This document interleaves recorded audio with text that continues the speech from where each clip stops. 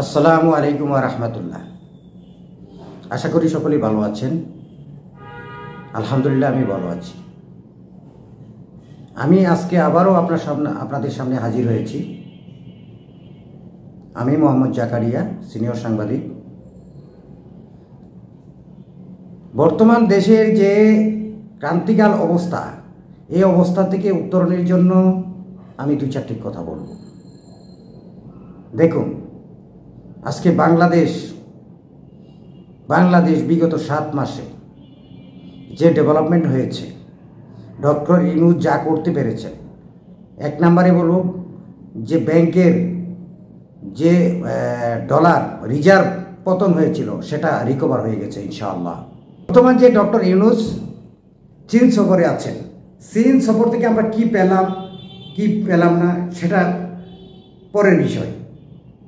কিন্তু আজকে যে আমরা যে বিভিন্ন দেশে আমাদের যে বাজার উন্মুক্ত হচ্ছে, অর্থনৈতিকভাবে দেশে চাঙ্গা হচ্ছে, সেইটার ক্ষেত্রে আজকে ডক্টর ইউনূস চীন সফর করছেন, সেখানে ব্যবসায়ীদের সাথে আলোচনা করছেন, সেখানে আমাদের তিস্তা চুক্তি নিয়ে আলোচনা করছেন, আমাদের অর্থনৈতিক অবস্থা নিয়ে আলোচনা করছেন।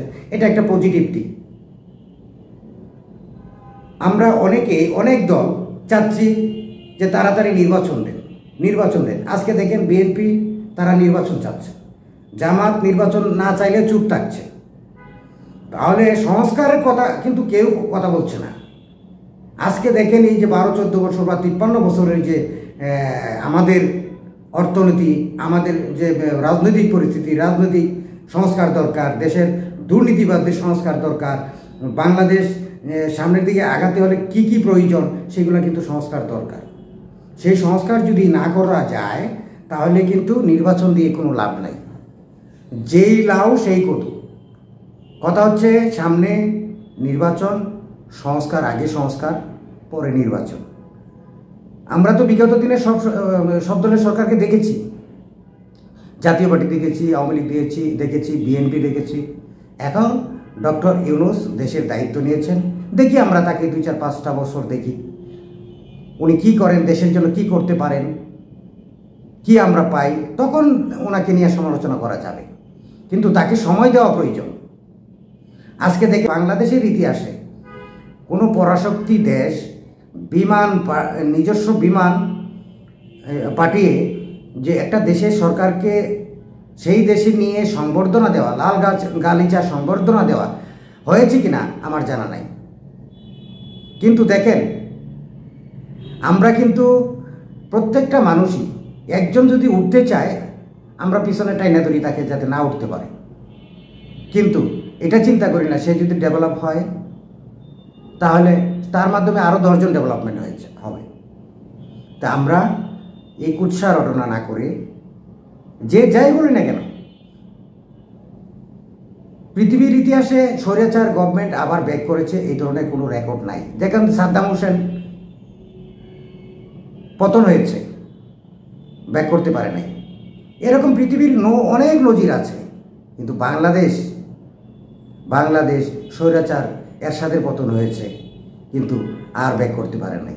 আওয়ামী লীগ স্বৈরাচারের পতন হয়েছে, সে ব্যাক করবে, সে অনেকে আশাবাদী। কিন্তু আমি মনে করব বাংলাদেশে আওয়ামী লীগ ঘুরে দাঁড়াতে আরও 100 বছর সময় লাগবে আমি মনে করি। কারণ হচ্ছে বাংলাদেশে যেভাবে মানুষের ভিতরে যে একটা ঘৃণা তৈরি করে গেছে, সেই ঘৃণার থেকে মুছতে হলে মোছা সম্ভব না। নতুন নেতৃত্ব এসে যদি আওয়ামী লীগকে আবার ঘুরে দাঁড় করায়, কিন্তু আওয়ামী লীগ আন্তর্জাতিকভাবে তাদেরকে কিন্তু মাজা ভেঙে দিয়েছে।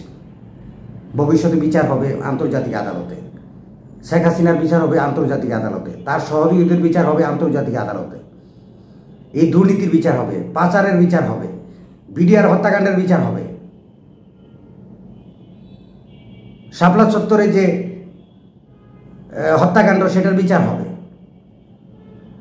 এই 24-এর গণহত্যার বিচার হবে। এই বিচারের গ্লানি টানতে টানতে আবার ঘুরে দাঁড়াবে আমার বিশ্বাস হয় না। কিন্তু অনেকে আবার বিশ্বাস করতে চলে আসতেছে, আগামী মাসে আসতেছে, ঈদের পরে আসতেছে। এই স্বপ্নগুলো না দেখে একটু চুপ থাকুন। চুপ থেকে দেশটারে সোজা হতে দিন। অর্থনৈতিকভাবে দেশ স্বাবলম্বী হলে সেটা শুধু মানে এককভাবে কেউ হবে না। প্রত্যেকটা মানুষ, বাংলাদেশের প্রত্যেকটা নাগরিক, প্রত্যেকটা সাধারণ মানুষ তাদের অর্থনৈতিকভাবে স্বাবলম্বী হবে। আপনাদের কাছে আমার আবেদন, অনুরোধ, আপনারা ডক্টর ইউনূসকে সাপোর্ট করুন, ডক্টর ইউনূসকে একটু সময় দিন, সময় দিন, সময় দিন।